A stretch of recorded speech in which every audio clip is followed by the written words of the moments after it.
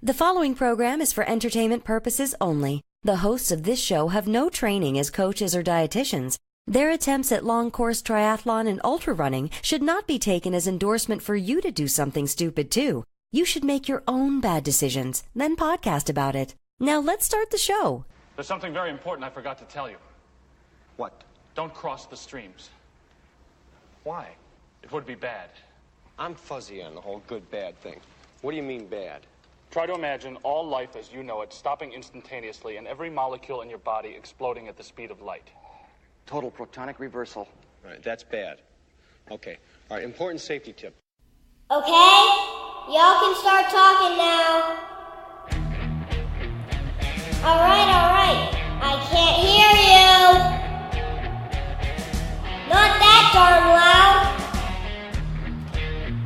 loud. Ladies and gentlemen, it's time for the Ironman Year 1 podcast, featuring the creators of the Fat, Slow Triathlete and Doughboy to Ironman. Now here they are, John and Andrew. She the 20th century fox.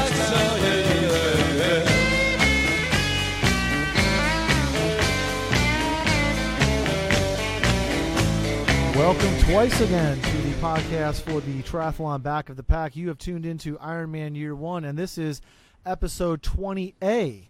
And that does mean, yes, there will be an episode 20B. Because that'll bring up the excitement, won't it? Oh, I know, right? You know, and John, we just recorded actually 20B, and we went a whole episode there without talking about the weather. So now in this earlier episode, we'll have to mention that once again, I hate you, John. It was freezing up here today, and the polar vortex is coming back. So yeah, it's coming back. I saw that. God bless the Cyclops Fluid 2 trainer on which my bike currently rests. So, well, I'm doing a lot on the trainer now too, just because I don't get off, during the week. It's It gets dark early, so I need to get on at night. So you still do have daylight to deal with, right? The troubles of living in Florida. It's tough. It's a hard knock life, John. It's hard knock life. I'm telling you. Hard knock life. We are about to tune in with two guests that are going to give us all sorts of information on thyroid issues that, if you've listened to the show, John's been dealing with. Yes. So we're going to let him take the lead on that here in just a little bit. But let's catch up with our weeks. I want to answer an email that we got. Somebody asked about being a Girls on the Run coach. I'm very excited to say I'm about to start my 4th season as a Girls on the Run coach. Girls on the Run is an after-school program for young women in age 3rd to 5th grade. There's also an older group called Girls on Track for 6th to 8th grade. And even though the season kind of culminates in a 5K, it's not a running program. It's not so much a sport as it is an organization to support young women in their development. And there's just so much I could say about it. But I became a Girls on the Run coach because I wanted my daughter to have it. And a friend of mine who I got to know in the local running community kind of recruited me. And because I'm the dad who's willing to be there after school, I've become kind of the head coach, more like a co-coach. And as long as I've got a couple younger women there that they can really hear more from, I like being, supportive dad, sometimes grumpy old man, whatever, it takes. Yeah, right. But I'm a big fan of the organization. I'm glad my daughter has it. And I'm starting coaching again next week. So being a guy who's really slow and, have to put runner in quotes around my head every time I say it, even though John Bingham would kick me for that. Yeah, right. I want to encourage anybody out there who's thought maybe I'd volunteer for this group, or please do. By now your seasons have probably started, but I encourage you to find your local Girls on the Run group and go to their 5K this spring. Anybody in the public can sign up for the 5Ks, go run the Girls on the Run race, and just kind of see what kind of fun the girls are having. Find out where it is in your local school, how you can support them. It's just a fantastic program. And once I get done begging for donations for my son's fundraiser, which, by the way, he's currently top in his school. I don't know when the deadline is, but I want to thank some of our listeners for some very generous donations, and soap will be coming your way after we get everybody's name in. That's the only reason we do it. I know, it's all for the we soap. Want the soap. Because I still haven't shared my secret recipe with you, John. No, you haven't. Okay, let me Google that for you. But no, I'll send you the things I've put together from different sites. Anyway, once I'm done begging for money for Jack, I'm going to turn my attention to my Ironman Mount Tremblant race, where I have finally officially registered as a soulmate for Girls on a Run, which is basic SOLEMATE, which basically means instead of doing a special charity event run, you pick an event you're going to do and have people sponsor you for that race to put money into Girls on the Run. And so oftentimes it's a marathon, so I had to start with a $26 registration fee, and I pledged to raise at least $262. So I need y'all to help me out. But I actually set a goal of $1,140.60. I figured 140.6 for the Ironman distance and throw $1,000 on top. So over the next several months, I'm going to be soliciting everybody and that is in the sound of my voice and the reach of my keyboard to support Girls on Run, and that money will go directly to my local council, which means that girls who wouldn't otherwise be able to be in the program get a scholarship to do it, and we'll even buy them running shoes. So I know that money directly helps girls get into this group that can really use it. So I'll be hitting you up on and off on the podcast. But anybody who's thinking, am I fast enough or am I a good enough runner to coach Girls on the Run? All you need to do to coach Girls on the Run is to care about the development of little girls. And if you care about that, then you can be a Girls on the Run coach. And you have to also pass the background check. Right. No. Yeah, I would hope so. I would hope so. But anyway, so that's my big share for the week. My other one's in the other episode. And I've got a clip of the week. Maybe we'll bring our guests I think in so. on that They're both online and waiting for us right now. They're sending waiting for us right now. All right. They're sending me messages. All right. Well, dial them in, John. Let's see. We'll go and while you're dialing them in, what's up with you this week? Well, it's like I think I just said it in the other one, but it's just getting to the point that I'm just trying to get through the day and get through the trainings as best that I can, and hopefully can get to the point where I can get to run. Hello. Which one is this? It's Melissa.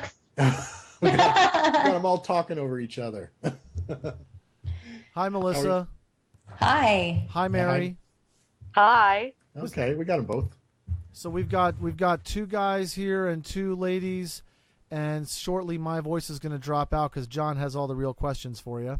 Yeah. Okay. Real hard-hitting questions. But before we get to that, ladies, we always play a game on this show, and I'm going to bring you in on this one. Can I now? Let me. I won't ask. It's always supposed to be rude to ask a woman her age. I don't know why, but John is 50. I'm 42. Are both of you younger than both of us? 45. All right. And I'm 52. Okay. Right on. There is a chance that either of you may remember this film. There is a chance, John. We're going to have to give them first crack at it. So we'll what give them we first do crack. is completely apropos of nothing relating to the show, except the fact that John and I are both 80s pop culture junkies. Before we get to the real medical stuff, I'm going to play a clip from an 80s movie. Tell me if you can identify it. Okay. Okay? It's a very simple game. The fine print. Your date of birth? February 29th, 1856. A leap year. I don't get it. You were apprenticed to us. Till my 21st year. No. Till your 21st birthday. Leap years only happen every 4 years. Going by birthdays, you're still only 5 1/4. What? I merely make you aware of it, Frederick. I leave the rest to your sense of duty. Yes, duty. Any idea? Oh my God. Is it Bill and Ted? Oh, nope, not Bill and Ted. It's a good guess, though. I think I know. Okay. Napoleon Dynamite? Nope. Nope. No? Okay. John, your turn. I have no idea. Okay. Usually I get them. And I had to play this one because I was, in fact, born on leap year. That's right. So this week is my non-birthday. That's right. Wow. I will be 42, or as my kids remind me, still 10. Yes. So my daughter is 10. My son is 7. We are now the same age for a while. In a few years, my son will catch up. So yeah, I was born on leap year. That storyline is the foundation of the musical, The Pirates of Penzance. The clip is it the pirate movie? The pirate movie.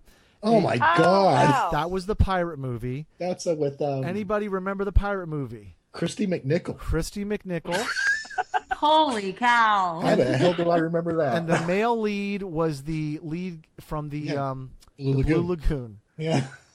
And, I loved him. And I think this one was covered in our one of our favorite other podcasts. We talk about the how did this get made. I think because it is a dirty movie.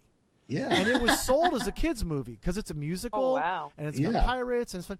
And the double entendres are so over the top in this film. Well, the main song that she sings when he's down underneath the water is called "Pumpin' and Blowin'." Yes, Pumpin' and Blowin'. Remember that song? Yeah. John, I'm so glad you remember these things. Yeah. So you're not crazy. You're not the only crazy one here that remembers this stuff. No, I think it's what happened when you had HBO, because this one ran on HBO all the time. I think I actually went to the theater to see it.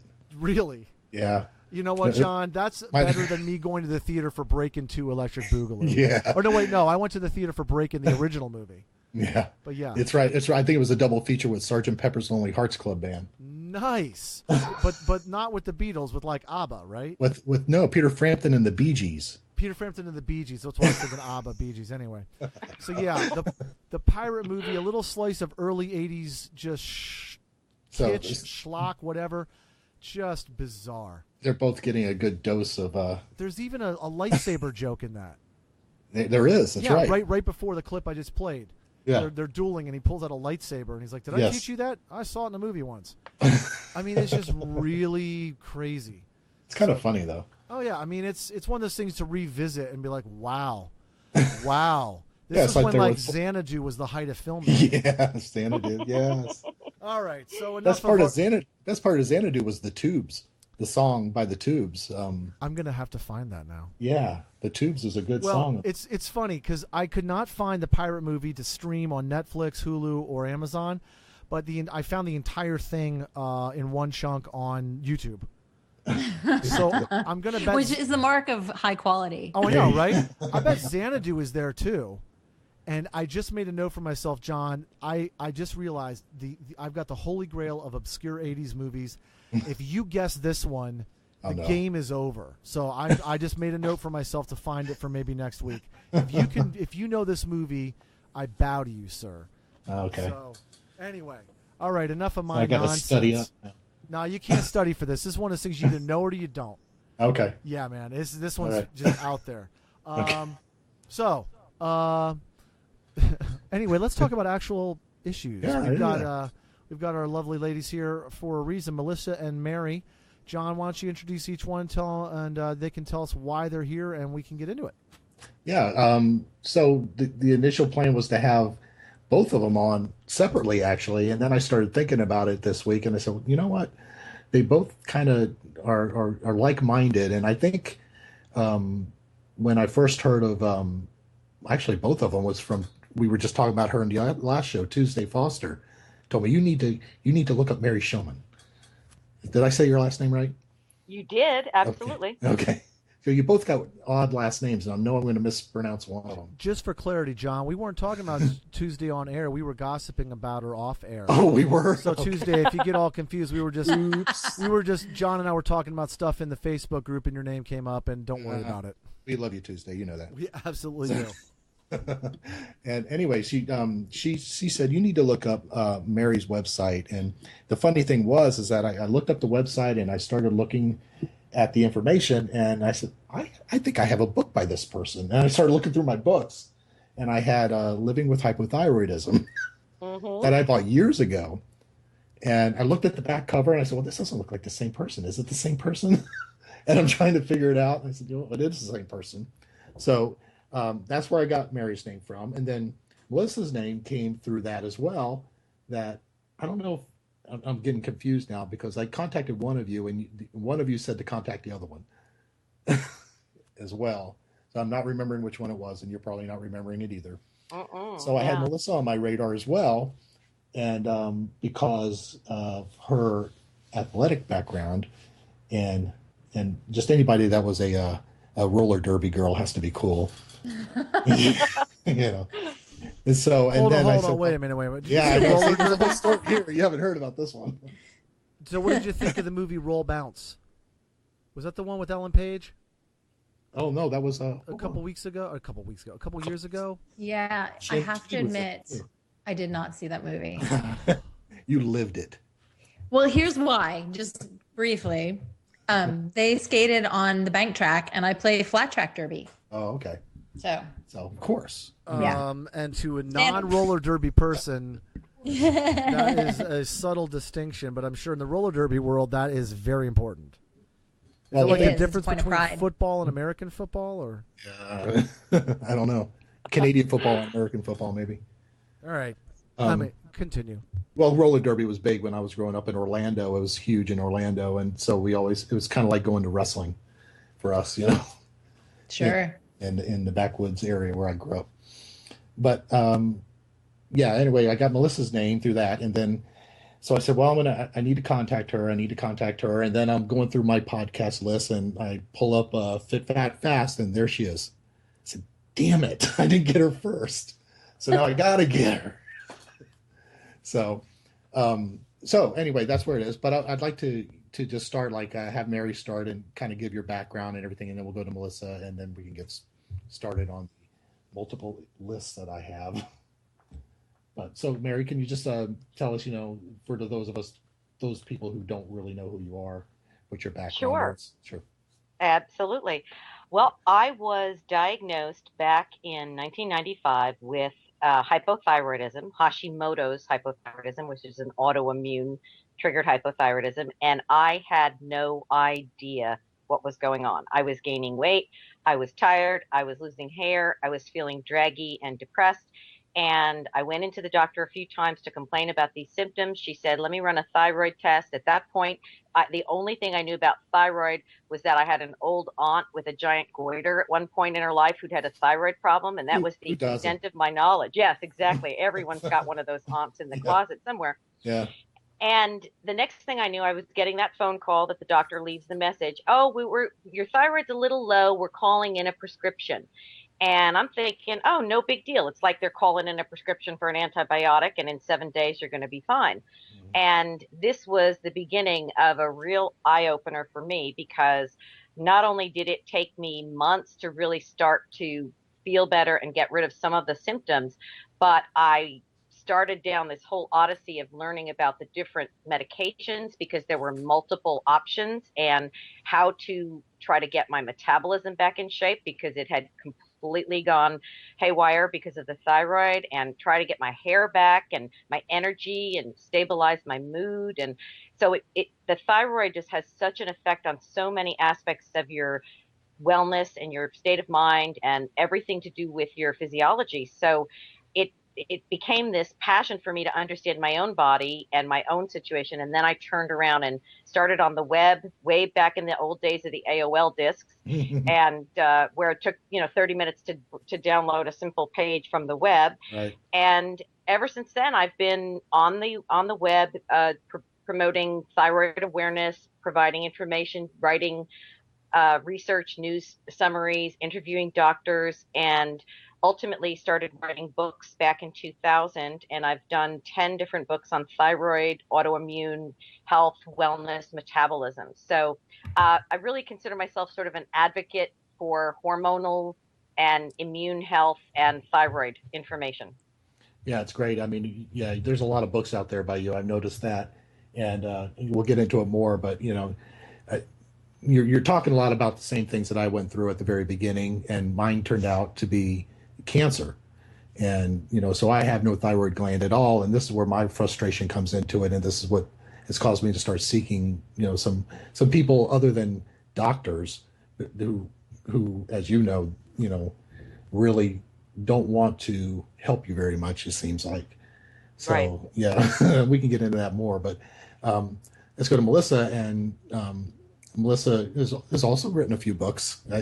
I got one in the mail today.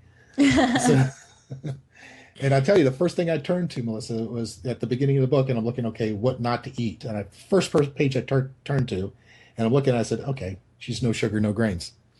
And if you know where we come from, how our podcast started, I don't know if you probably never listened to it or read either of our blogs. We're both big guys. And my blog is over at fatslowtriathlete.com, and Andy's at doughboytoironman.com. And the reason we started this, we both came together listening to Vinnie Tortorich's show and John Smith's show and a bunch of, we found like we had a lot in common, and we were both signed up for our first Ironmans this year. So we said, well, this is a good example. Let's talk about how we go from these, 300-pound guys to finishing an Ironman by the end of the year. So to see, I guess, that no sugar, and Vinny's whole thing is no sugar, no grains. And so to see that in other people's books, not called that, but see the same kind of thing, raises our intention, of course. Right on. So Melissa, just tell us a little bit about yourself. Okay. Let's see. I am a former roller girl, as we already covered. Yeah. To just wind way back to kind of give people some context, I was not an athletic or active kid. I play the piano. I like to read. I like to write. And my dad owned a restaurant when I was growing up, and my mom is a really good cook. So my favorite things to do were to like make something to eat and sit under a tree with a book. I did not exercise.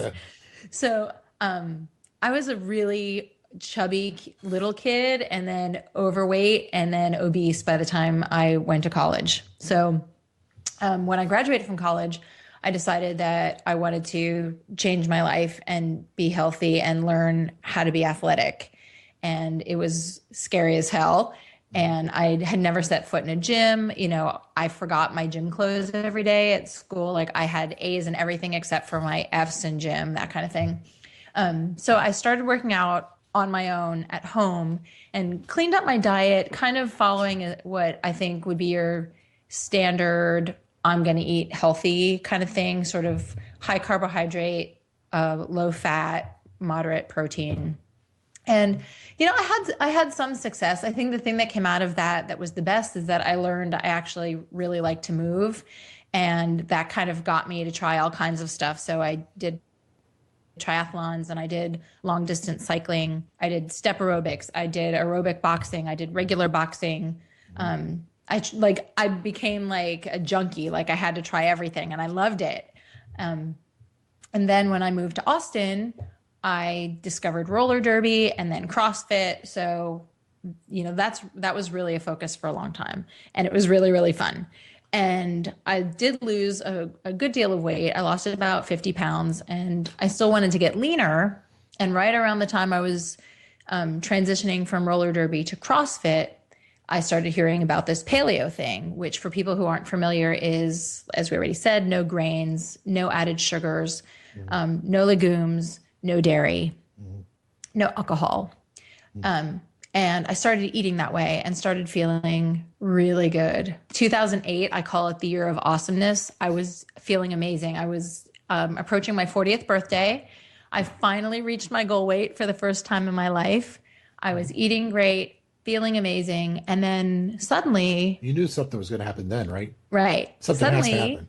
I started not feeling so amazing. I was really fatigued, and I would go to the gym and feel great during my workout and have just an incredibly good workout, and then come home and fall asleep on the couch for 3 hours like somebody hit me over the head with a frying pan. Mm-hmm.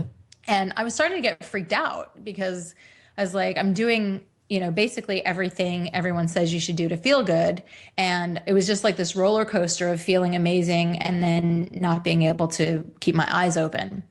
So I went to the doctor, and he ran a, thyroid panel and was like, I don't know, it looks fine. And now I look at my TSH, and I think my TSH was like 4.7 or something. Oh, like, wow. well, Oh, that, boy. It was less than 5. So he was like, yeah, that's fine. I'm like, okay, now I know that wasn't really fine. But then I was like, he says it's fine. I don't know. Right.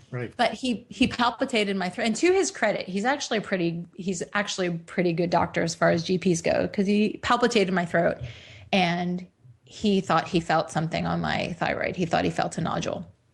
So he sent me to ear, nose, and throat specialist, and she did the ultrasound, and she was like, "Oh yeah, you got a nodule in there, girl. It's pretty big." And ultimately, it was too big to do a needle biopsy, and she wanted to take it out to biopsy it. So I had my thyroid removed, and it was not cancer, which is great. I'm, super grateful. I'm really glad, but it leaves me in the same situation as you. Right. I have no thyroid, and Right, exactly. instantly blammo, you have hypothyroidism. Right. The thing that complicated my situation, I'm giving all this context so that if people are listening and they have similar issues, they can kind of relate. Absolutely. The thing that complicated my situation is that I was not seeing an endocrinologist when I had my thyroid removed. I was just still seeing my GP and the ear, nose, and throat doctor. So they were doing blood tests. They were able to leave like a third of my thyroid in there. So they were doing blood tests because they felt like that third might still produce enough thyroid hormone and I would be fine. So of course they were only looking at TSH. Right. And like maybe T4 once in a while. So my TSH was like 2 something. And they felt like that wasn't too bad. So for about a year and a half, I was not taking any thyroid hormones. And I was also still doing really high intensity exercise and still doing a low carb paleo diet. And we should definitely circle back to those two things in this conversation. Right. Oh, yeah. So ultimately what happened is about a year and a half after having my thyroid taken out, I didn't know what was happening to me. I thought I was losing my mind. I was like depressed, but I had no reason to be depressed. I had crazy energy all over the place. I was super moody. Started getting bags under my eyes. I felt like my hair was falling out. And, people were telling me, maybe you should go to a psychologist. Maybe you need to exercise more. Maybe you need to exercise less. And yeah, right. finally, I was like, okay, dear doctor, you have got to refer me to an endocrinologist. And then things started to get marginally better because the endo was like, holy crap, your TSH is like 4 again. We need to put you on Synthroid. So to fast forward just a little bit more, it's been 5 years since I had my thyroid removed. And I can honestly say that just in the last 3 months, I've really been feeling good. I've done a lot of work in the last 5 years to kind of unravel all of the fallout of having my thyroid removed and not really knowing how to take care of my body to support that. Yeah. And, so lots to say about that. Yeah. And I think that's where my struggle has come, is that with, this was a while ago that I had, they found the cancer, and it started, I guess, in the same way. I started gaining weight, and I was, I came out of the Navy after 10 years in 91 and in pretty decent shape, after 10 years in the military, and started gaining. I was like 185 pounds. And then in like 4 months after I got out of the Navy, I was 240. Yeah. And it just started getting slower and slower. And I did notice I had a bump on my neck. And, but at that time, because I just got out of the military, I had gone back to school at the age of 27 and didn't have insurance. So of course, I don't have insurance, can't go see a doctor. So it kind of drug on for about a year. And before I actually went to see my first doctor, I was 280 pounds. So within a year and a half, I went from almost 100 pounds. Right. And yeah. And when he went in there, they tried to get it to shrink, the goiter. They tried to get it to shrink with just using Synthroid. It wouldn't shrink. So that's when they went in. And they didn't actually realize it was cancer until they got in there and the gland had wrapped all the way around my neck. So it was a lot bigger than they even thought. I lost a vocal nerve with it. And and of course you get that dreaded call about a week later. Sure. That you need to come in to see us. Yeah. We can't talk about it over the phone, which you knew was bad, right? Jesus Christ. That's terrible. And you got to wait a day. At least they didn't call on Friday and I have to wait the weekend. Oh, yeah. So small mercies, right? So, you go in there and they said, yes, it was cancerous. So we're going to have to put you on, we're going to blast it a couple of times with radiation and get all that stuff. And then you got to go through all these series of MRI screens with radioactive iodine, and which I never understood why they use radioactive iodine until I read the last book by Mary, the Thyroid Diet Revolution, where you explained it in there. Said, right. Oh, that's why. 12 I years just later, have I to jump figured it out. in Yeah. and say that is hands down the best book I've read on thyroid conditions Isn't it ever. I really? recommend it to everyone. I'm so delighted, Mary, that we're at least meeting audio. I know. I'm such a fan of your work, and that book just, yes. Well, I A feel the billion same times way. yes. Thank you so much. And I feel the same way about Well Fed 1 and 2 because, as you know, I'm a big fan of paleo eating, and I think it's one of the best options for thyroid patients that are trying to lose weight. And I think you've got hands down the best cookbook out there, and fantastic recipes and great advice. And I love your blog. So we got a fan club going here, guys. Yeah, I know. It's like a love fest. Uh-huh. Yeah, we got to get you guys reading ours now. You got to guys Yes, start we reading do. our blogs.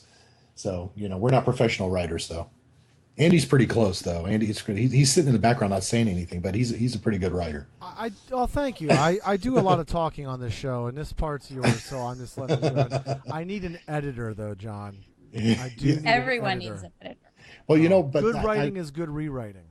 Yeah, but I'm kind of the opposite. I kind of do a brain dump, and from the feedback I get is like that's why people like it is because it's how I talk, and it says.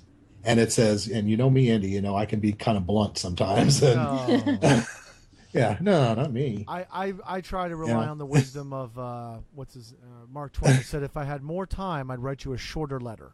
Exactly. I need to do that sometimes. But anyway. Perfect. I got invoked. Back to the program. This is why we have Andy keeps me on track. Because I'll stop. I keep you on track. Yeah. Oh man, this is We got definitely a jokes. blind leading That's blind situation. That's some jokes there. We've got some jokes. Okay. So anyway, where was I? So anyway, it was cancer, and I think That was the greatest segue. So anyway, So it was anyway, cancer. We have jokes. It was cancer. Yeah. Well, as I was told, well, it's cancer. You're okay. And we don't have to get into that one, but go to say. I mean, what's kind of frustrating to me, and I think Mary speaks to it, and I'm sure Melissa can speak to it, although she goes to an endocrinologist. But all the endocrinologists, when I moved over to Tampa, the one I had in Orlando was great. And moved over to Tampa, there's only like 3 or 4 here. And everyone I went to, I'd go in there and I'd say, I'm feeling bad. I'm tired all the time. They actually did try to put me on antidepressants, which I was on for 2 days and threw them down the toilet because they made me feel awful. And I said, I'm working out 5 days a week. I'm running and biking and swimming 100 plus miles every week. I'm eating less than 2,000 calories a day, and I'm gaining weight. Mm-hmm. This isn't right. And they would say, well, all your thyroid levels are good. They're all in the normal range. You're lying to me. You're not telling me the truth. And and you listen to it the first time now, it's to the point that if someone says that to me, I get up and I walk out. Yeah, and we're done. And I advise that to other people when I hear them say that they say a doctor tells them that, I walk out. Just they're not going to listen to you. Mm-hmm. To kind of fast forward in my story, in 2010, I was over 300 pounds. I said, okay, enough's enough. I got to figure this out. And I found a doctor who was actually a weight management and aging doctor. And I heard him on the radio here in Tampa, a local radio show. And I said, well, I'm gonna look into this guy because he started talking about low carb and kind of paleo eating and stuff like that. So I said, well, here's a doctor that's actually pushing this, so maybe he'll listen. And went to him, and he was great. I mean, he's an Ironman athlete himself, and he ran all the blood work. But he actually, and this is what always got me about the endocrinologists, they never looked at anything else. All they looked at was the thyroid. And so he starts pulling all these panels, and my testosterone was a 180. And, it's supposed to be 300 to 800. Right. So, okay. Then he looks at me and says, I don't even understand how you're walking around. Mm-hmm. You got a 180 testosterone. And on top of that, my estrogen level was 61. Okay. Yeah. So what you were doing a lot of crying and watching Lifetime movies, right? Well, we were talking about that before you got on here. How the movie Parenthood makes me cry every time I watch it. The movie Parenthood and the movie She's Having a Baby gets me every damn time. And John, be honest. You did confess to me privately that the Spice Girls movie also makes you. Oh yeah, well yeah. But for entirely different reasons. Only when I have to see Meatloaf as a bus driver does that. Oh dear. See, I knew That'll Meatloaf make was the me- bus that'll driver. make me Meatloaf a cry. bus driver in the Spice Girls movie? Meatloaf was the bus driver in the Spice Girls movie. That's His right. name was Robert Paulson, and he was No. the bus driver. I have to Robert- see the Spice Girls movie now. I reference it all the time as a joke. Now I have to see it because Meatloaf's actually in it. Oh, That's that's right. crazy. Oh, my mind's blown. See, Forget now this we- thyroid nonsense. The Yeah, I Spice know. Girls. Spice Girls movie came up. All right. So, yeah. I'm gonna go back to my corner now. Anyway, they get me on. I take weekly injections for testosterone, and so basically, back to the estrogen. Basically, how he explained it, and maybe you can say if this is true or not. But I guess the little T that I had in my body was being converted to estrogen, and so basically, I was going through menopause, which which of course is going to make you gain weight. So, got all this right. Started dropping weight again. Got down to like 230 in my first year, and then and Andrew's the same way as I did. The second year, of the first year of triathlon, the second year triathlon. Well, now I've got a season under my belt. Now I'm a triathlete, so I have to start eating like a triathlete. So I started eating, instead of eating the low carb and the paleo style. Well, I got to start stuffing my jersey with goos, which they love to call nutrition, but as these little sugar packets. And of course, throughout the second season of triathlon, even though that I progressed to half Ironman distances and things like that, I started gaining weight again. And by the end of the season, I'd gone from 236 back to 270. And so I'm about 250 now, and everybody knows it, and that I'm struggling with it still. But now it's progressed to something else, and now it's turned into I've been diagnosed with psoriatic arthritis. So I have degeneration in my lower spine. I have degeneration in my ankles and my hands, and I have to start infusions with Remicade in the next week or so. So I'm a mess. Yeah. Getting old is not fun, especially when you don't feel old. So that's where I'm at. And so we were, our listeners, I sent them over to you, Mary, the bunch of questions. And I think they all really go along the same line, is that, they're all saying, well, when should I get tested? How do I know that I need to get tested for this? Because, or am I just tired, or should I really go get this looked at? So, well, I am a fan of getting tested. If you have any of the signs or symptoms of an underactive thyroid or some sort of thyroid issue, an overactive thyroid or thyroid cancer, we definitely want to get checked. It's not that big an issue to get checked. It's not a huge expense in the grand scheme of things. And I think it's better to be safe than sorry. So for people that are dealing with rapid weight changes, whether it's rapid weight gain or rapid weight loss without a big change in their diet or exercise, for people that are dealing with the onset suddenly of depression or anxiety. I mean, you're walking along, you're doing great, and all of a sudden you're having this incredible depression, or you're having anxiety attacks. People that are having trouble with fertility for women, when your sex drive goes haywire, when you're exhausted. And we're not talking about just being tired because you're not getting enough sleep. We're talking about the kind of thing where people are going out to their car and taking a nap while they're at work because they can't make it through the rest of the day. If you've got these kinds of symptoms, the hoarseness in the voice, the enlarged neck, tenderness in the neck area, which can be symptoms of either thyroid cancer, nodules, thyroiditis, etc. I think that the key thing is to get in and get checked. But here's the kicker.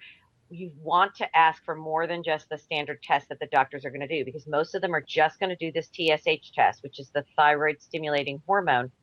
And that is only one picture of what's really going on. We want to really get a sense of what's actually happening in the body. And that means people want to get TSH. They also want to get the two key hormones that are going on in the thyroid. So the free T4 and the free T3.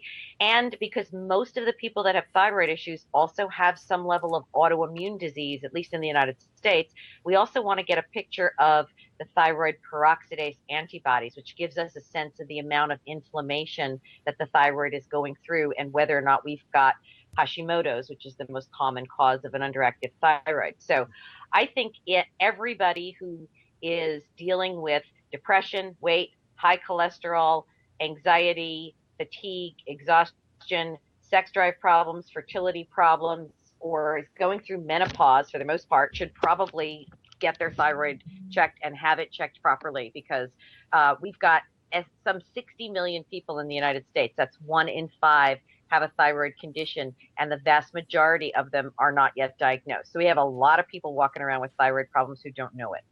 And the one thing that that kind of was surprising to me, I was kind of looking at this earlier, a few days ago actually, is the increase in thyroid cancer, and I just wonder, and I think you posted something today, didn't you, about yes.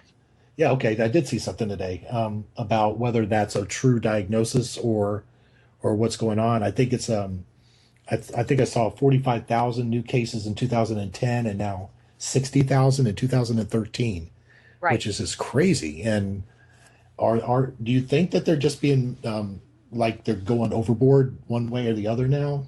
Well, the research that study that I posted about today basically concluded that it was an epidemic of overdiagnosis. That's what I was trying to remember the term. That they're just getting too neurotic about every little spot and every teeny tiny little lump and bump that they're finding, and most of them are never going to grow or do anything dangerous to people.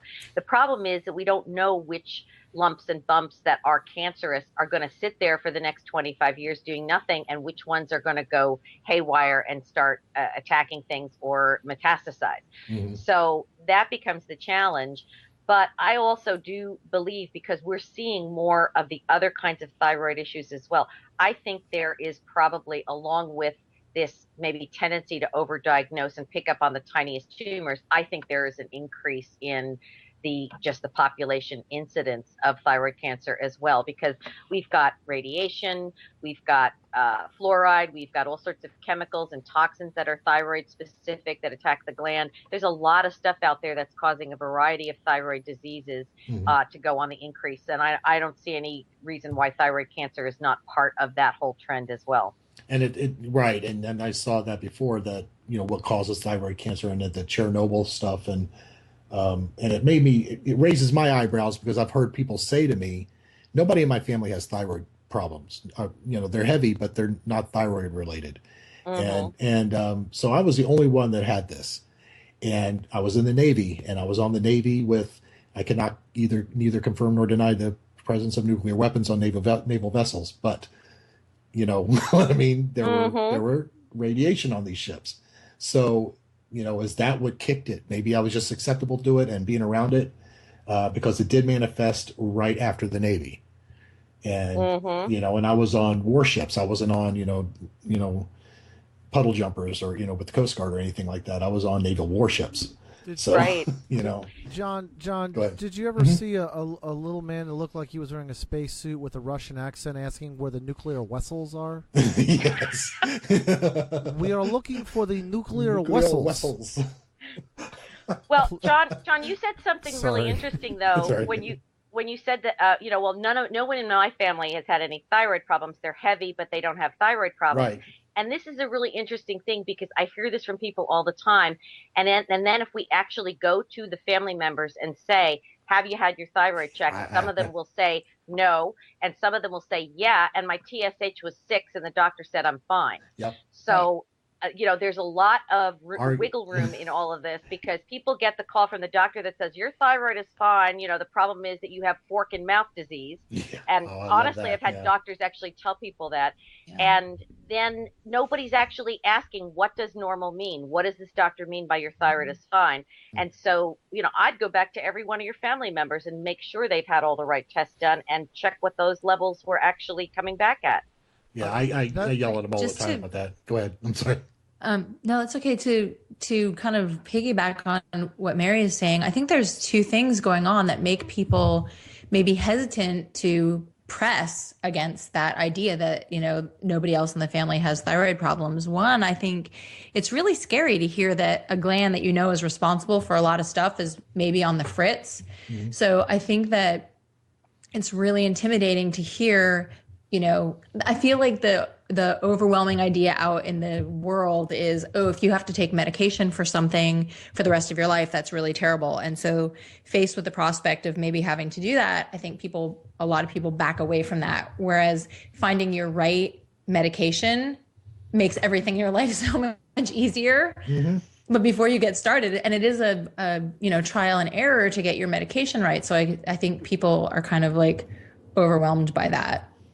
And I think too, the disconnect between what good thyroid numbers look like based on who you talk to also is really intimidating to people. And we live in a society where, you kind of, the blame for being overweight or tired is placed on the person who's experiencing it. Right. So there's like guilt and shame involved too. And one of the things that I've had to really learn over the course of the last 5 years is that there is nothing shameful about gaining weight, no matter what the reason is, right? Mm-hmm. So there shouldn't be shame involved, and you don't need to feel guilty and beat yourself up and think that you're a terrible person.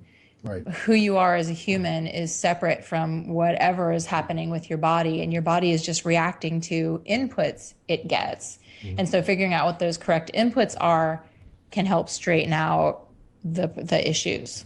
And we do talk about that a lot on the. I'm sorry, Bandy. Well, no, I actually finally have a question.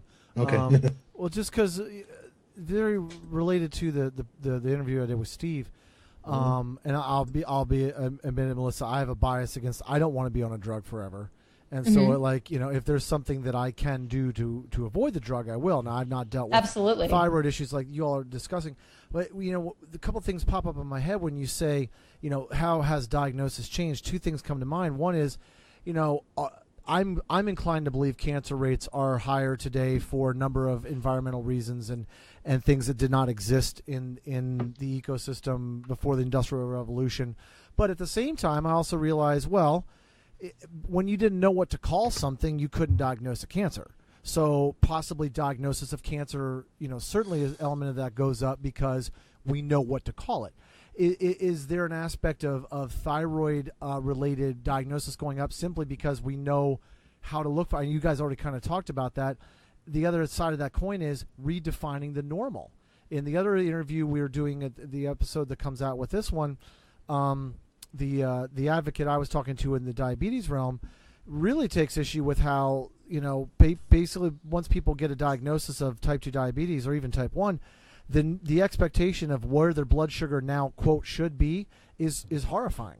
And what they accept as, managed has really changed. And so is there, you were just saying that thyroid numbers that used to be alarming, now a doctor might say, oh, that's fine, that's normal. Well, what if the new normal is out of whack? Is that part of this all? Am I hearing you all right?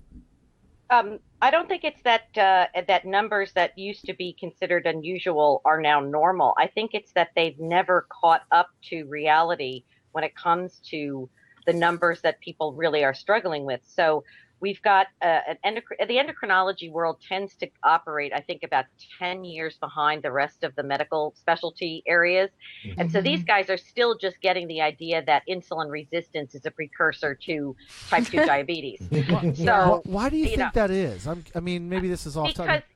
Because endocrinology is about numbers. It's about what's your blood sugar, what's your A1C, what's the TSH. They love numbers. It's the accountants, the guys who didn't want to become accountants, but whose mothers made them become doctors, who become endocrinologists.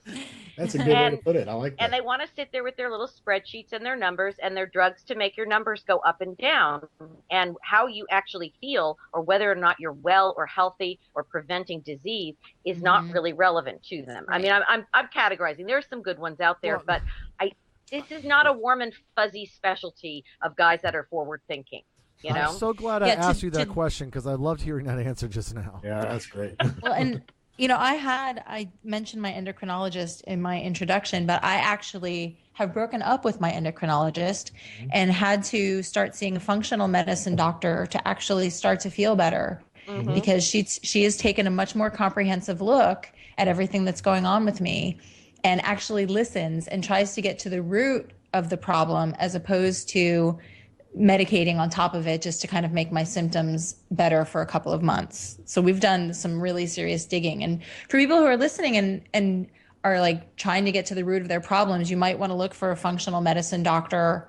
Yep. And one of the challenges is that they're usually not covered by insurance, but you only really get one run at your health. Well, and isn't that because insurance is typically, I mean, it's a bean counter game there. Yep. That, absolutely. This, we run into things where, people who are eating a high-fat diet and yet they're healthier than ever have to, recognize that the conventional wisdom, if they are honest to their insurance company, their health assessment comes back as high risk. Right. Because you're not eating a high-carb diet. I remember writing a piece on my blog about a year and a half ago about my, again, tinfoil hat attitude toward big pharma. And what I said was, here's the thing. From a layman's point of view, big pharmaceutical companies do a really good job at what we ask them to do. The medical industry says, here, we need a drug that will take this number and turn it into this number. And the drug company goes, okay, here's a drug that will do that. It costs us this much to develop, and you can prescribe it, and it'll do this, and you've got your chart. Bang. They do exactly what they're asked to do. So, I try not to demonize pharmaceuticals as some, boogeyman, but they're so limited where who's asking the question, why does that number mean anything to you? And what you're saying is, unfortunately, more often than not, it's not your endocrinologist. They're just accepting the number as the answer. Exactly. I tell the thyroid patients, endocrinologists are sort of the technicians of your thyroid gland. They can look at the structure. If you have lumps, bumps, cancer, nodules, that you want one of them to look at it and to suss out what's going on. But as far as hormone balance and feeling well, that is not the specialty of endocrinologists. That is really when you do need to go to, as Melissa mentioned, a functional medicine doctor, an integrative physician, a specialist in hormone balance that is combining the best of alternative and holistic medicine, someone with a nutritional background. Sometimes it's an osteopath or even a naturopathic physician who can prescribe and operates as a full physician. Yeah, and the doctor I found, actually, and I've recommended to quite a few people in Tampa, of course, doesn't take a lot of insurance. I pay out of pocket to go to him. And speaking of just medication, I was on Synthroid forever and wasn't doing anything. First thing he did was took me off Synthroid to put me on Armor. Yep. First thing. And you hear endocrinologists and your buddy, especially Mary, about your buddy on Twitter there. Oh yeah. He talks about Armor and a friend, Kate Thompson, who's been on a few shows, and we talk about a lot. Went to an endocrinologist and actually was told that no self-respecting doctor would prescribe Armor to a patient. Oh ridiculous. Yeah, and 2.5 million prescriptions were written last year yeah, alone. So and now I guess it's been bought, right? yeah, someone bought them, right? A new drug company, Actavis or Actavis, yes, has bought Forest Laboratories, which is probably a good thing. We're hoping it's going to be an improvement because they couldn't get much worse than Forest. Forest hasn't been exactly covering themselves in glory the last couple of years. Right, so. Right, and I think that's what I think. Well, I like to say that's maybe why the most endocrinologists don't go to Armor, but they were doing it before all the problems. But yeah, we've got generations of endocrinologists who have been so inculcated that the synthetic is the only option, and that the Armor thyroid is snake oil and it's old-fashioned, and they have a whole mythology about it that's really been drummed into their heads by the drug companies, unfortunately. And I didn't start feeling better until I got on Armor, and I started feeling better. Me too. So, me free. But so there you go. It's like, well, how we feel has no bearing on it. It's not what we believe. So, this, as far as the doctors, we don't believe this, so it can't be right. Of course not. And even if it's published in a major medical journal, then, which it has been, there's been studies that have shown that patients prefer T4, T3 or natural thyroid. And then they'll say to you, oh, well, it's bad science. Yeah. So, they get the journal article and the peer-reviewed double-blind study, and then they say, oh, well, then it's bad science. So Yeah, you right. can't win. You can't win one way or the other. So you have to just work with the doctors who get it and walk away from the ones who don't. Right, exactly. Or at least you want to find one, and that's why I send people to Dr. Heim, is that he at least listens. He may not agree with you, but if you want to try this, he'll do it. He'll try it, and he'll see what happens. And, you might be right. He doesn't agree with, for example, my no sugar, no grains. He doesn't agree with that fully. But, if it works for you, John, it works for you. And keep doing it then, So, he's a good doctor and well worth paying out of pocket for. And actually, we've got 4 or 5 people locally here going to him now. I should get a kickback. I think I keep telling him that he should be paying me to do that. Just ask him to identify for you the essential carbohydrate. Yeah, because you won't even find that in the conventional wisdom. There is no essential carbohydrate. No, and ask him which whole grain has more fiber than spinach. Yes, End of conversation. Which, yeah, exactly. But was it in your book, Mary, that you do say that there are some grains that are okay, right? I mean, for thyroid, the main grain problem is the gluten and the wheat products. That seems to be because that also is a big culprit in autoimmune disease. Yeah. I got to tell you, some of the most successful folks who are trying to lose weight and feel well and get rid of all of the symptoms, the fuzzy head, the exhaustion, the body aches and pains, they've really cut out the majority of grain. Yeah. A lot of people who need to be gluten-free for some other reason are finding that cutting out all grains is really essential, because if you are sensitive to grains, your body can react to even non-glutinous grains as if they have gluten in them. And that produces an autoimmune response and inflammation. And inflammation, as we know, is the killer of all dreams. Yes, it is. I can attest to that one. Yep. My CRP was, my C-reactive protein on my last blood work was 11.2. Holy cow. Yeah, exactly. And I wonder why it hurts so much. So, Hey, John, has your doctor ever talked to you about low-dose naltrexone? No. Okay. That's a whole another topic, but you know what? I'm going to, after the show, at some point, we're going to talk. Let's get on the phone and chat, because there is a therapy that they're using now. It's a very safe and very low impact therapy that's having the impact on the immune system. It modulates the immune system, and it may be able to attack that CRP and the arthritis issue. Really? Okay. Yeah. I would like to hear about that, actually, then. Yeah. So let's talk about that. We can shoot each other an email. Okay. And set up a time to talk about it, because these are the kinds of things, though, that doctors are not telling people about. They'll hand you Remicade because it's advertised on TV, but they're not going to tell you about a $40 a month drug that's been on the market for 40 years that has been found to actually lower antibodies in MS patients, rheumatoid arthritis patients, Hashimoto's, Graves, and 20 other autoimmune diseases. Because there's no big money in it to promote. So, I mean, Melissa, you probably see this all the time as well with the diet things. We've got people out there promoting a milk, and all the boards promoting all the different foods, and and nobody's out promoting all the really healthy stuff, because there's no patent or no box that the healthy stuff comes in. Right? Exactly. Right. Exactly right. So, as far as like, if someone doesn't say, maybe they just have like a slow thyroid, or whatever, however you want to say it, is there like any foods or anything that they can eat is it just a paleo diet would help, or kind of like, I'm trying to word it the right way, but to like naturally increase T4 or T3? This is Melissa. I'm just I'm gonna share some of the things that I've learned in following the paleo diet over the last few years. The number one, which is just so annoying, and I'm sorry that it's my number one, but it's the truth, is that when you adopt the paleo template, you need to try kind of the vanilla version for a while, and then you really need to experiment on yourself a lot. I wish it was a much simpler answer than that.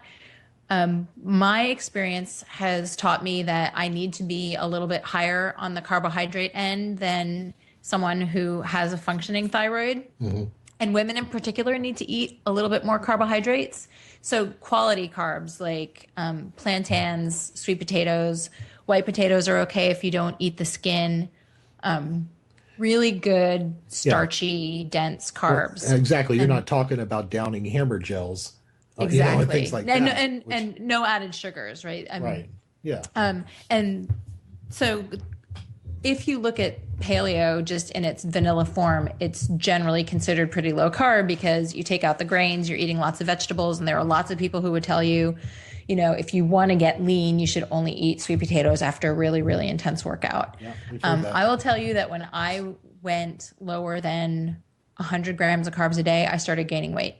Really? Now, again, this is me. Everyone is a special snowflake, but I would encourage people to experiment with how many carbohydrates they want to eat. And Chris Kresser actually just came out with a book called Your Personal Paleo Code, which is excellent and has lots of really good ideas about how to tweak the paleo diet for different concerns, weight loss, hypothyroidism, high blood pressure. Mm-hmm. He really tells you clearly how you can make little hacks to paleo to help you. Okay.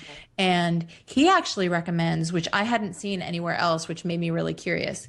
He actually recommends that when you're counting up your total carbs for the day, you actually exclude leafy green vegetables because the amount of carbohydrate they're supplying against how much it takes to digest them and the fiber they include kind of makes them a negative in a way in terms of how many carbs you're eating that day. So he really advocates counting starchy carbs and fruit towards your total.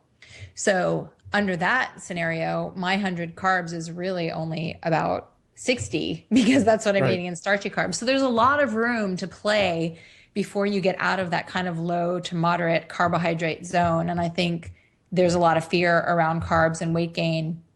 And just anecdotally, I've heard from so many other people who, when they increase their carbohydrate with intake with smart, high quality carbs, they started losing weight again. And their workouts improved because you actually have something to help you with your energy management.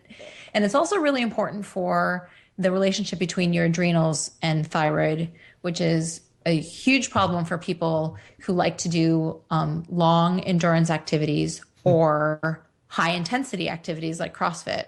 You really got to manage your heart rate, your carbohydrates, your rest so that your cortisol is in the right place, because when that gets jacked up and your thyroid's jacked up, you go into a pit of despair, basically. So carbohydrates and also, good high quality fats and not being afraid of the fat. Yeah. And most of the people that listen to us come from that mindset already. Yeah. That that's okay. But I actually have to say that I've found that I need to be kind of moderate with my fat. And I don't have the luxury of, just slopping coconut milk all over everything, which was kind of a heartbreaker for me because I really like to eat a lot of fat. I've had to make it much more moderate. And again, that's just playing around with it and seeing where you are in your, what sex you are, what age you are, Yeah, well, that's been a learning process for all of us that came from the Torrid show over to us, to Fit Fat Fast, is that I think Vinny's the one that puts it, is that you can't eat everything with impunity. There's a stopgap somewhere, and you can't eat what you've been eating and then add a half a stick of butter and a bulletproof coffee and be like, oh look, I'm a high fat dieter now. Yes. That would be really awesome if you could, though. That would be. Well, years and years ago, I said to somebody, "Oh, I'm gonna do the Atkins diet plus bread." So, it's just Atkins plus bread and pasta and pizza crust. So that's right. And as an Italian, getting rid of that's just bones. Pizza crust doesn't have anything in it. Right. It's bones, right? Hey, I know you just said a bunch of really important stuff, but I'm still stuck on the beautiful and unique snowflake comment. Because I know, now I like that. I picked up on that, too. I just have Tyler Durden in my head telling me I'm not a beautiful and unique snowflake. And when you said the vanilla version of paleo, now I'm like, wait, you mean the Dave Asprey $50 an ounce vanilla? Or, but in all seriousness, you did say, with Kresser's, individual paleo code, at the very basic level, I have heard a lot that, look, we're talking hormones, and men and women have different hormonal balances no matter what, and that in general, men tend to do better on a if you're going to go super low carb ketogenic, you are probably going to have better luck with that as a man than a woman. Again, everyone's different, but that's probably what you've seen, yeah? Well, and Rob Wolf just had a really great guest post, and I feel terrible because I don't remember the name of the woman who wrote it, but if you go to robwolf.com, you'll see it, about women and carbohydrates. And, again, encouraging people to experiment, but really saying, like, women in particular, we need more, My theory is that we need more because we need to be able to successfully pick up the baby every single time over and over and over every day. And the men need to go out and hunt the tiger like once. Yes. Well, I mean, the natural, body fat percentage for a fit woman is still higher than for a fit man. Yep. So, yeah. Guys, one of the things that I just wanted to mention too, and I know Melissa has written about this and has sees this with her readers too, though, is this issue of the green smoothies and the raw juicing, because a lot of people think that is the way to go. You hear a lot of people say, I want to lose weight, so I'm going to do protein shakes, green smoothies, I'm going to raw juice, etc. And I'm not down on raw juicing or smoothies in general, but a lot of people then turn around and start using huge quantities of cabbage and spinach and kale and broccoli and all this kind of thing, and they are juicing the equivalent of pounds and pounds of vegetables a day, and they think they're doing themselves a great favor. And all of these vegetables, when raw and when consumed in large quantities, are like medicine to slow the thyroid down. They're called goitrogens, and they completely slow the thyroid down. In fact, there's been cases of people that over-consumed bok choy that put themselves in the hospital because they were on an all bok choy diet and things like this. So people need to be aware that what they think might be healthy for them, it needs to be, they need to be careful about the particular vegetables that are in those kinds of things. And it's one of those things, just like with soy foods as well, we don't want to go turn a food into a drug by over consuming it. So moderation is always going to be the key with any of these kinds of things. And you know who Thank you for bringing that up, Mary. You know what That's that just such a good reminded reminder. me, Andy? You know what that just reminded me of when she's talking about that, right? How much a horse eats every day? Yes. There was we don't need to bring that over to our podcast. Too. Oh my God. that's been a fight over what, 8 episodes now. He keeps bringing that up. At least. They're they probably don't know what we're talking about now though. So you're not a fruitarian fan, is what you're getting at. No. Well, no, I mean, I think there are certainly people who can function perfectly well with these kinds of things. But if you have a thyroid problem and you're trying to lose weight or be healthy, the last thing in the world you want to do is a raw food diet that focuses on goitrogenic vegetables and cruciferous vegetables. Right. I was just that I have read about that. And is that one of the rare cases where cooking the vegetable actually makes it more digestible? I mean, I've always heard raw is usually better. You lose vitamins, etc. But there, you're talking about cooking. And when you're cruciferous. Mm-hmm. And when you cook them, you want to toss the water. Right. So if you want to make soup with cabbage in it or something, steam the cabbage separately, toss that water, and then put the cooked cabbage into the soup because the goitrogens are taken away with the water. Well, that's a good tip. I did say I never thought of that, but that does make sense now. The things we learn. The things we learn. Well, yes. and Melissa, haven't you found that just even steaming or blanching some of these things a little bit? I mean, we know that just the heat is what's transforming the goitrogenic potential. So if you want the sensation of like a fresh veggie, you can still just steam it really quickly, or just al dente kind of cooking on it, and you can still use it then in that form, right? Mm-hmm. Yeah, I mean, you can still make coleslaw out of shredded cabbage that you've blanched. It tastes great. Broccoli salad, same thing. And just to reiterate what Mary said, it doesn't mean you need to avoid them. You just need to treat them the right way. Sure. Because they do have cruciferous vegetables are great. They have a lot of health benefits. It's all balance. You don't want to. Who would eat 2 heads of broccoli and kale every single day? No one. But you chop that stuff up and turn it into a drink, and I think there was a Big Bang Theory about the dangers of too many cruciferous vegetables too quickly. Right. Sheldon Cooper did it, right? Thursday will no longer be cruciferous vegetable night. It's going back to pizza night or something like that. Yes, it was Thursday. One of the things that was really fun about, and let's celebrate the fun we can find it, right? One of the things that was really fun about upping my carbohydrates a little bit is that it widened the world of the things that I can eat. And if you're familiar with my cookbooks, like I come from the food side of it. Like I'm making food as healthy as I can and making sure that it still tastes really good. So I feel like I'm eating a much broader range of vegetable matter now that I've kind of let the handcuffs off a little bit around the carbohydrates. So, there's a lot of fun there. Well, and let me ask just you to add a this. little dose of sunshine to the dour talk. Well, let me ask you this about, again, relative to the typical American diet, pretty much anything intentional is low carb. I mean, it's relative to Little Debbie. Yes. Okay, that whore nearly ruined my life. Absolutely right. Okay. So when you're talking about adding back in, you're talking about having gone to a very low carb, maybe even ketogenic diet, and now adding back in. We're talking whole foods. We're not talking breads. We're not talking pastries, obviously.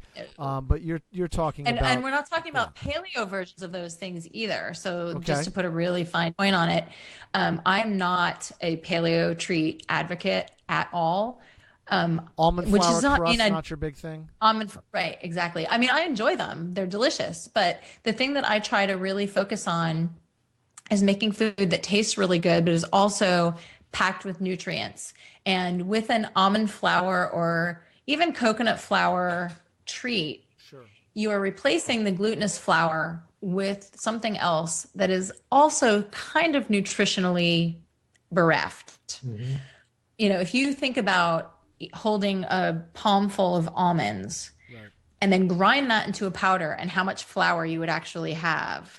It takes a lot of almond flour to make one of these treats. And they're very high in fat, and they also are quite high in carbohydrates because that many almonds has a fair amount of carbohydrates in them. And don't almonds also have a compound that you might like? I don't know if it's goitrogenic that you were just talking about, or there's some things in there you might want to not have in high doses. Nuts are higher in omega.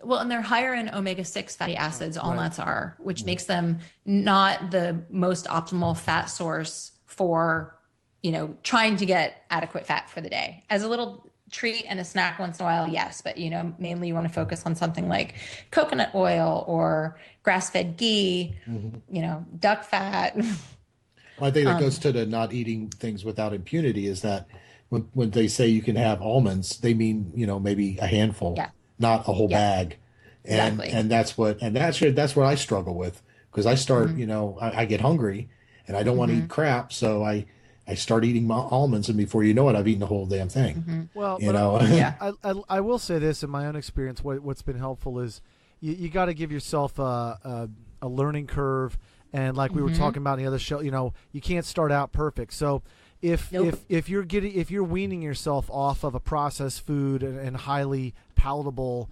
dessert-based diet, you're going to have a crutch maybe for a while of, for example, I'm really digging Tom Naughton's Fathead Pizza, which has a lot of almond crust in it.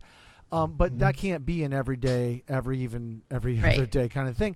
But if it helps wean you away, it can be a tool. But within the paleo world, you have all these debates over how many treats until you lose the spirit. You might be under the letter of the law of what is a paleo food, but everybody wants to throw in honey. Well, the whole point of honey being available was, it also cost you a lot of pain to get to that honey. Right, exactly. Concentrated sugar did not come without risk. Well, they talk about that with cashews, right? It's like people eat these jars full of cashews, and to get a cashew in the wild takes work. It's a lot of work. A lot of work. I think that I talk about on my blog, like everyone who switches to paleo has like a love affair with Lara bars for the first couple of weeks.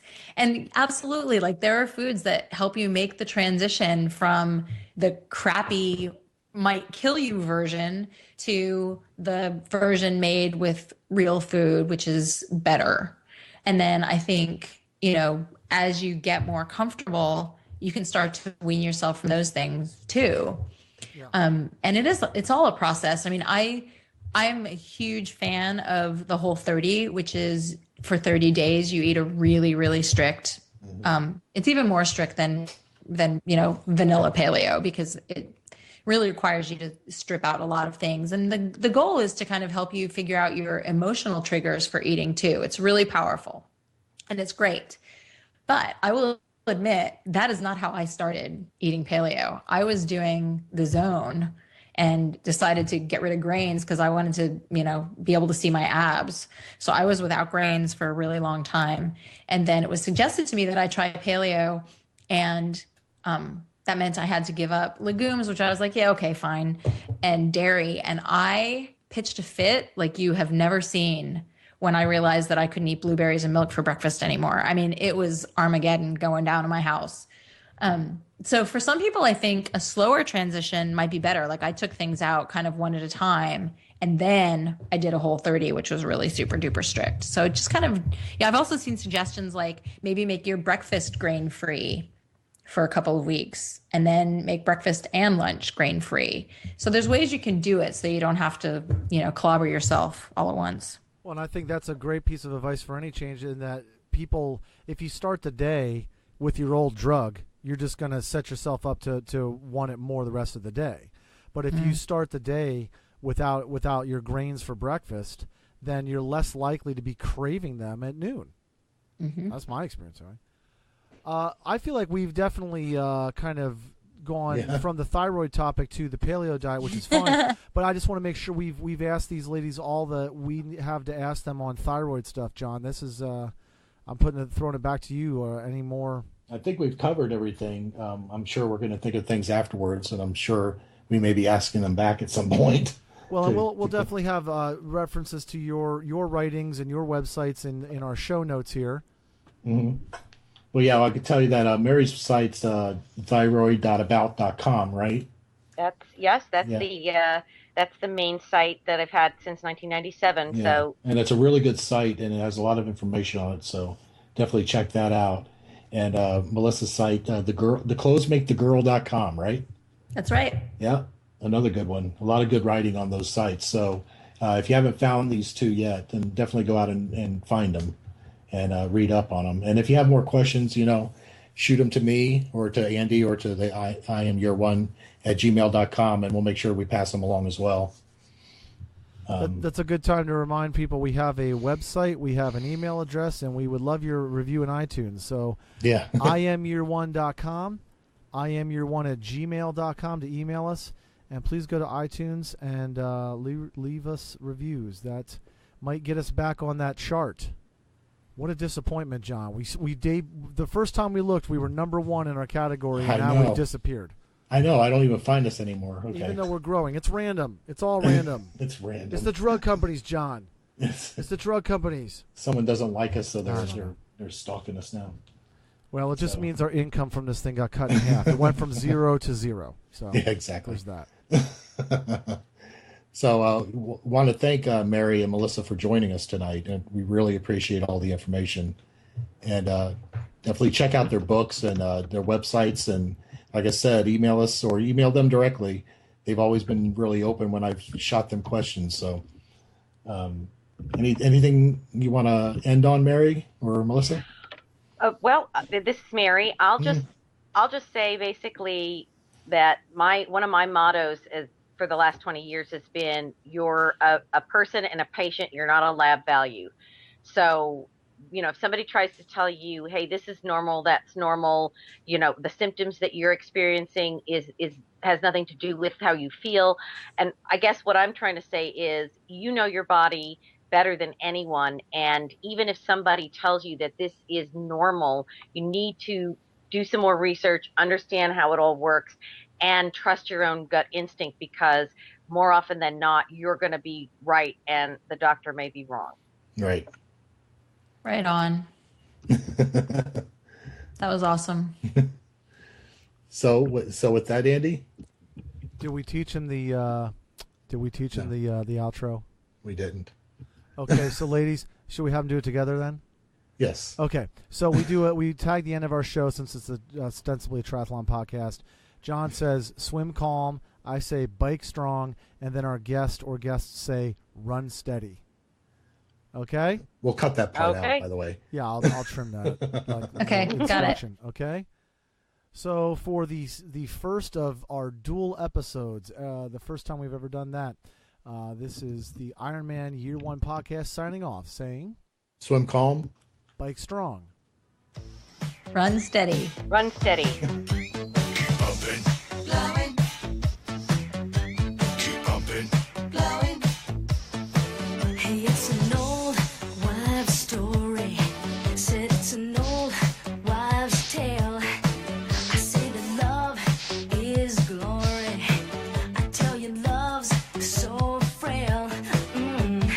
Love and needs a bandage and intensive care. And it's a disadvantage when you're playing fair. If you tread water and romance is on the slide, don't you know you have to swallow something more than water? It's your pride. Aha, a huff and puff, just to keep love going. I'm done, I've had enough of pumping and the blowing. Keep pumping. Blowing, Keep pumping. blowing. You know a woman's labor is never ever done. So could you do me a favor? Father, tell your son if he's treading water and romance is on the slide, don't you know you have to swallow something more than water? It's your pride. Aha, a huff and puff, just to keep love going.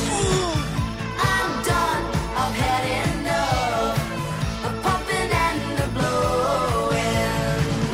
Aha, a huff and puff, just to keep love going. I'm done, I've had enough of pumping and the blowing. Blowing, Keep pumping. blowing, Keep pumping. blowing, Keep pumping. blowing. So I jump ship in Hong Kong, and I make my way over to Tibet, and I get on as a looper at a course over there in Himalayas. A looper? A looper. You know, a caddy, a looper. Jack. So I tell them I'm a pro Jack. And who do you think they give me? The Dalai Lama himself. The 12th son of the Lama. The flowing robes, the grace, bald. Striking. So I'm on the first tee with him. I give him the driver. He hauls off and whacks one. Big hitter, the Lama. Long. Into a 10,000-foot crevice right at the base of this glacier. Do you know what the Lama says? No. Gunga Galunga. Gunga Gunga La Gunga. So we finish 18, and he's gonna stiff me.